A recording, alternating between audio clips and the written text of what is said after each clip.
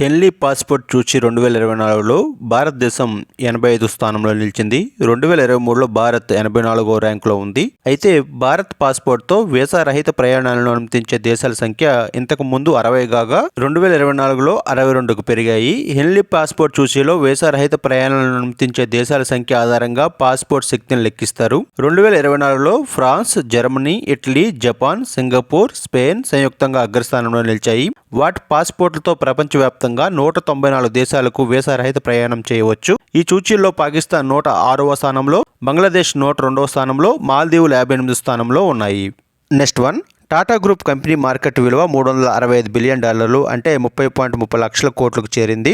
ఇది స్టాక్ మార్కెట్లో ఆ గ్రూప్ నమోదు చేసిన దాదాపు 25 కంపెనీల విలువ. మన పొరుగు దేశం పాకిస్తాన్ జీడీపీ $341 బిలియన్ అంటే 28.30 లక్షల కోట్ల కంటే ఈ మొత్తం ఎక్కువ. టాటా గ్రూప్లోని ఐటీ సేవల దిగ్గజ సంస్థ టీసీఎస్ మార్కెట్ విలువ 14.93 లక్షల కోట్లు ఒక్కటే పాకిస్తాన్ ఆర్థిక వ్యవస్థలో సగానికి సమానం. Next one, lieutenant general Upendra Dwivedi 2024 ఫిబ్రవరి 19న సైనిక ఉపాధిపతిగా ఢిల్లీలో బాధ్యతలు స్వీకరించారు. ఈ నియామకానికి ముందు ఆయన Udhampur northern command general officer command in chief గా ఉన్నారు. Lieutenant general MV Suchindra Kumar స్థానంలో Dwivedi vice chief of army staff గా నియమితులయ్యారు.